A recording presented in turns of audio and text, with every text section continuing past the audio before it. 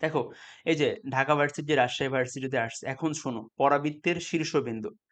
দেখো, আমার যদি আদর্শ আকারে থাকতো Y square equal to 4x বা x square equal to 4ay, আমি কিন্তু শীর্ষবিন্দু 0,0 বলতে পারতাম।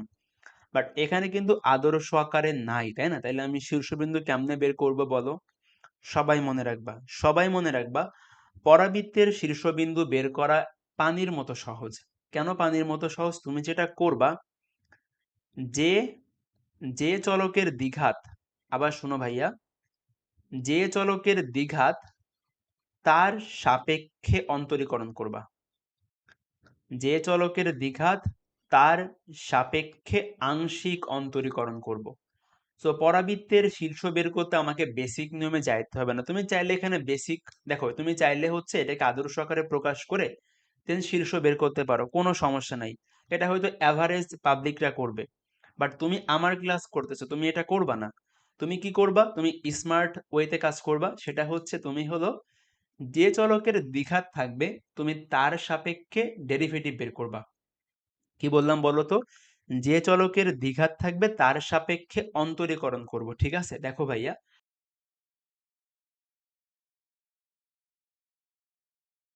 তো এটার আরো একটা ওয়ে আছে, আমি বলতেছি, আগে তুমি এই স্মার্ট টেকনিকটা শিখো। তাহলে খেয়াল করো, এখানে বলো তো দ্বিঘাত কার? ওয়াই এর আছে না? ওয়াই এর। তাহলে আমি ওয়াই এর সাপেক্ষে আংশিক অন্তরীকরণ করব। এখন আংশিক অন্তরীকরণের নিয়ম কি বলো তো? তুমি যার সাপেক্ষে অন্তরীকরণ করবা ওইটা বাদে বাকি সবাই কিন্তু ধ্রুবক। আমি ওয়াই এর সাপেক্ষে ডেরিভেটিভ করব, তার মানে ওয়াই বাদে বাকি সবাই ধ্রুবক।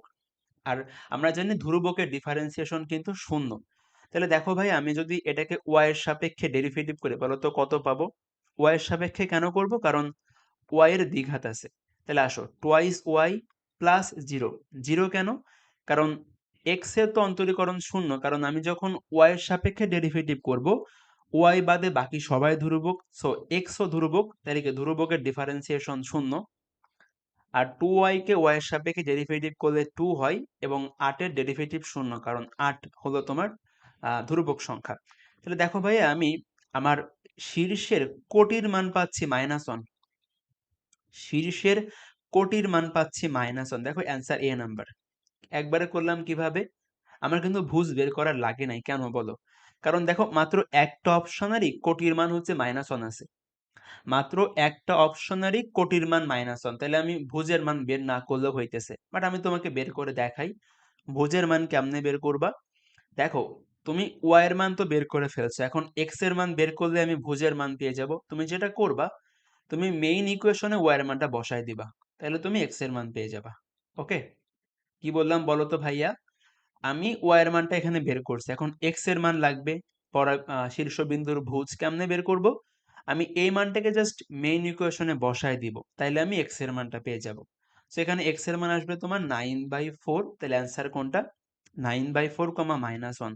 তো আমি একটু সামারি করি, শীর্ষবিন্দু কেমনে বের করব। পরাবৃত্তের শীর্ষবিন্দু বের করার জন্য তুমি যে চলকের দ্বিঘাত থাকবে, দেখো পরাবৃত্তে কিন্তু যে কোনো একটা চলকের দ্বিঘাত থাকে, হয় এক্স স্কোয়ার না হয় ওয়াই স্কোয়ার, আমরা কিন্তু দেখে আসছি। পরাবৃত্তের আদর্শকার কেমন? Y square equal to 4x বা x square equal to 4ay। So যার দ্বিঘাত থাকবে আমি তার সাপেক্ষে ডেরিভেটিভ করব। সো ওয়াই এর দ্বিঘাত ওয়াই এর সাপেক্ষে ডেরিভেটিভ করে ওয়াই এর মানটা বের করছি, দেন ওয়াই এর মানটা ইকুয়েশনে বসালে আমি এক্স এর মানটা পেয়ে যাব। সো এভাবে করে আমি পরাবৃত্তের শীর্ষবিন্দু বের করতে পারবো, যে কোনো টাইপের পরাবৃত্ত আসুক সবকিছু পারবা। আরেকটা টেকনিক আছে। সো মানে টোটাল তোমার তিনটা টেকনিক তুমি বেসিক ওয়েতে করতে পারো, বেসিক আর কি আদর্শ আকারে নিয়ে তারপরে তুমি বের করতে পারো। আর আমি হচ্ছে স্মার্টলি হলো ডিফারেন্সিয়েশন করে করতে পারি। আরেকটা উপায় আছে। দেখো ভাইয়া, পরাবৃত্তের শীর্ষবিন্দু থাকে কিন্তু পরাবৃত্তের উপরে, মানে পরাবৃত্তের শীর্ষ কিন্তু পরাবৃত্তের উপরস্থ একটা পয়েন্ট। পরাবৃত্তের শীর্ষ কিন্তু পরাবৃত্তের উপরস্থ একটা পয়েন্ট। তো আমি দেখব অপশনের কোন পয়েন্টটা এই সমীকরণকে সিদ্ধ করে। দেখো, যেহেতু পরাবৃত্তের উপরস্থ একটা পয়েন্ট হলো পরাবৃত্তের শীর্ষ, তার মানে কিন্তু শীর্ষ অবশ্যই পরাবৃত্তের সমীকরণকে সিদ্ধ করবে। সো আমি দেখব যে কোন অপশনের কোন বিন্দুটা পরাবৃত্তের সমীকরণকে সিদ্ধ করে, এটা একটা ওয়ে হতে পারে। বাট আমি তোমাকে সাজেস্ট করব সবচেয়ে স্মার্ট টাইম সেভিং টেকনিক হচ্ছে এটা, যে যে চলকের দ্বিঘাত থাকবে তার সাপেক্ষে ডেরিভেটিভ বের করে এক্স এর মান ওয়াই এর মান বের করবা, তাইলে হয়ে যাবে। ওকে। একটা ছোট অ্যানাউন্সমেন্ট, তোমরা জানো ঢাকা ভার্সিটি অ্যাডমিশন পরীক্ষায় তুমি প্রতিটা এমসিকিউ অ্যান্সার করতে মাত্র 45 সেকেন্ড সময় পাবা, এবং অ্যাডমিশনের প্রত্যেকটা জায়গায় আমাদের কিন্তু ম্যাথ পার্ট অ্যান্সার করতে অনেক বেশি টাইম লাগে। বাট তুমি যদি একটা চ্যাপ্টারের সকল এমসিকিউ হ্যাক্স, সকল কনসেপ্ট, সকল এমসিকিউ শর্টকাটস জেনে যাইতে পারো, তুমি অনেক ফাস্ট অ্যান্সার করে দিয়ে আসতে পারবা। তুমি অনেকের চাইতে ওখানেই আগায় যাবে ইনশাল্লাহ। সো তোমার এই কাজটা সহজ করার জন্যই আমার ভার্সিটি ম্যাথ প্রাইভেট ব্যাচ। তো এখানে আমরা দুইটা ফেজে পড়াশোনা করব। তো ফার্স্ট ফেজে তুমি পাবা হচ্ছে question bank analysis master class.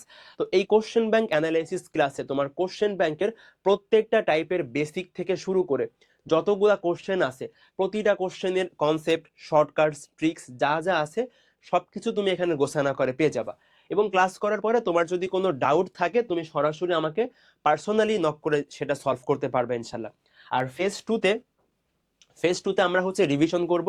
So রিভিশনের জন্য আমি তোমাকে একটা চ্যাপ্টারের মোস্ট ইম্পর্টেন্ট টপ 100 এমসিকিউ এর একটা ক্লাস দেবো ইনশাল্লাহ। তুমি যদি এটা করো তোমার একটা চ্যাপ্টারের সকল এমসিকিউ টাইপ হয়ে যাবে, তোমার সবকিছু একবার রিভিশন হয়ে যাবে, এবং দেখা যাবে এখান থেকে পরীক্ষায় সরাসরি কোশ্চেন আসতেও পারে।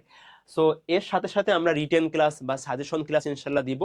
আর হচ্ছে এখানে তো mentorship, personal mentorship, guideline session সবকিছু থাকবে ইনশাল্লাহ। তো তুমি একসাথে সবকিছু এখানে গোছানো করে পেয়ে যাবা। আর কেউ যদি অনলাইন বা অফলাইনে পার্সোনালি অথবা ব্যাচে পড়তে চাও, তুমি আমাকে নক করতে পারো। সো তুমি এসএসসি, এইচএসসি বা অ্যাডমিশনের যে কেউ চাইলে পড়তে পারবা, ফিজিক্স, কেমিস্ট্রি, ম্যাথের যে কোনো সাবজেক্ট। সো আমি সব কিছুর ডিটেলস ডেসক্রিপশন এবং কমেন্টে দিয়ে দিব। তুমি আমাকে আমার ফেসবুক পেজে নক করলেও হবে ইনশাল্লাহ, আমি তোমাকে সব কিছু ভালো করে বলে দিব।